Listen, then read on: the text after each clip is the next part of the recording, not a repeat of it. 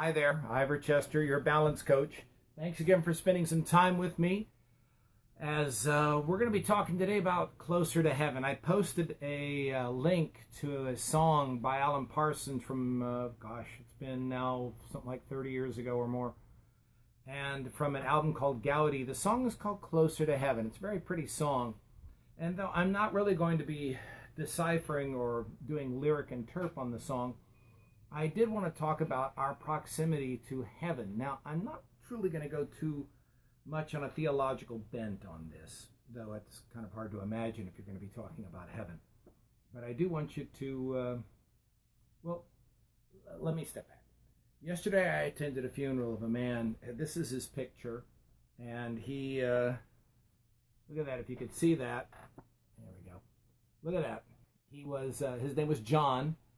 And he was a member of our church. And look at that. Is that not kind of Hollywood? He obviously was a flyer. I believe after World War II, he would have been too young in World War II to actually do it. But he had this larger-than-life life in some ways. He was on a soccer field in Texas City in '47 when the tanker blew and they had that massive explosion that killed hundreds of people, and he saw what he described as the mushroom cloud. Anyway, he lived a Christian life. And though that may sound a bit mundane, his wife died just over a year ago. She died in July of last year. And he's been living on his own, so to speak, without her. But he never went around with a drop face. He always was pretty upbeat, and he was willing to share, and people acknowledged his wisdom. When he died, it hadn't even been a week yet, and we had his funeral yesterday, as I said.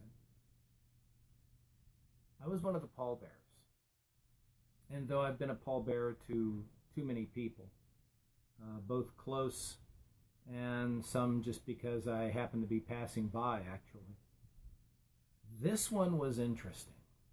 People often ask how they can get closer to heaven. Or, gee, this is my little piece of heaven. Or, I want a house where it can feel like heaven to me. Or, she makes it feel like heaven, or something like that. That's all cute romantic notions. But when I laid that man's casket on the rollers outside, just above the hole in the ground that the funeral home had dug, and they were going to lower him into that hole, I'm standing next to it after all the words were said and the other relatives were milling about and going to say goodbye to each other, and who knows when they'd see each other again. I realized because of his life, I was just a little closer to heaven. I was just that much closer than I'd ever been before. There's this trite saying that says, today you're as young as you'll ever be. At that moment, I was as close to heaven as I'd ever been. By not any merit of my own, except for the fact that I knew the right man. Now, people who, and I guess I am taking this in a theological bent, people who know Christ get close to heaven because he has the keys to heaven. But know this. Whatever you want to do in life, now this is non-theological, whatever you really want to do in life, you want to be a successful entrepreneur, you want to be a race car driver, you want to play guitar. A good friend of mine from decades ago, I used to know in Pearland, his daughter's moving her way up the rock industry, and she's played with people like the Marshall Tucker Band. And she's very pretty and she's very talented. How she got that way is, of course, her own self-discipline, but she has hung around the right people. We call these people mentors, okay? People who have healthy social handles, healthy social skills, have very little fear about walking up to somebody who's a little bit ahead of them and saying, how'd you get here? How did you make it this far? How did you get to this point? Now, who does that have to be? Well, that depends what field you're looking to. I heard the story that when Bill Gates was a teenager, he got in touch with Mr. Hewitt of Hewitt Packard, and of course this is like the 70s or something, and he asked him for some kind of switches, and Hewitt sent it to him. And then later the next summer he gave him a job. Are you asking? Are you around the right people?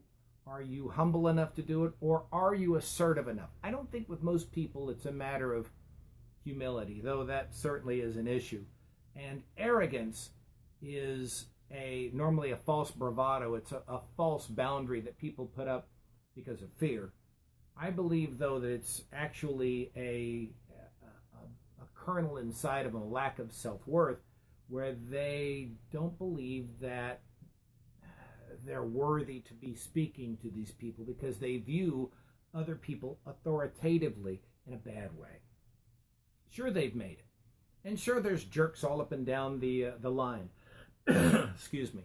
However, if you really want to get to know these people, all you got to do is ask. I found that the people I've started to hang around with, you can ask them just about anything. Matter of fact, I've asked them a whole lot of things, some a little more personal, and some just standard business. I've never been refused. None of them have ever said to me, I don't want to tell you that, or that's my little secret, or that's none of your business. They never bothered with me on that. You know why?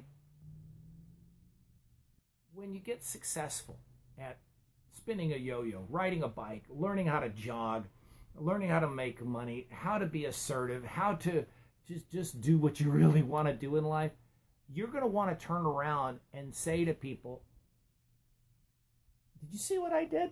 Did you know how easy that really was? Or it was hard, but it wasn't as hard as I thought it would be. Or it's hard and I've learned how to do it and I can teach you. It's the old restaurant concept. I say time and time again. You find yourself a good burger, inevitably, the next time you're around somebody, you're going to go and tell them, gosh, I found the coolest burger joint. All right? Now, I may seem a bit scattered, but know this. When you get closer to what you really want, and yesterday helped illustrate to me what I wanted. I want to get a little closer to heaven. And of course, that requires Jesus. But if you want to get a little closer to what you really want in life, you're going to have to be around the right people. Find out what you want in life. Find out who's doing it. And start hanging around them. Now, I'm not talking about stalking them, but there are ways to follow them. They have blogs, maybe. They have books. They have YouTube channels. They have music out there. There's interviews that are available. They have concerts. They have talks. They have conferences, seminars, workshops. There are people out there with information you want. I follow these people. I follow a lot of people because I need information. As I've repeatedly said, the depression that I went through left a lot of holes in my soul. And it requires me to fill it a lot. And though some of it leaks out, I found out that I can do more than tread water. I can improve by continuing to feed it. So, find out what you want. Find out who's doing it the way you want to do it. And start to follow them.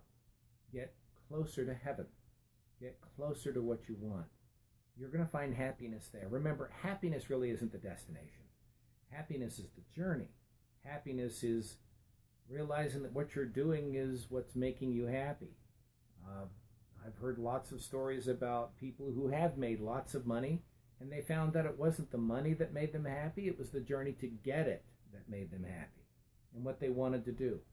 So if you want that kind of happiness, start doing what you want to do. Doing it full time, if you got that kind of money, rock with that.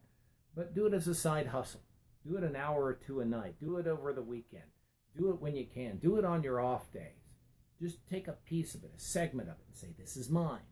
And boundary it like it's important. Put a fence around it. And do not let anybody else intrude upon it. It becomes inviolate. Nobody else can get there. Sanctum sanctorium. Nobody else gets there. And then you start to get what you want in life. And that way you'll be a little closer to heaven. All right. You can also find me at ivorchester.com, at the Instagram at ivorchester, and Twitter, ivorchester3. We're going to be doing the seminars that I've been holding on Monday. We're going to start making Zoom calls on those. You're welcome to get more information on this page coming up in the next 24 hours. We'll be posting information on that for you to see. Everybody's going to be welcome. I'd love to hear your questions. Any comments as well, put them in the post. I appreciate your time. I know you're busy. I know my wife is busy. I just try and stay out of her hair. I know my kids are busy because my wife is keeping them busy. My job is to stay out of their way. Until then, thank you for your time. We'll see you around. God bless.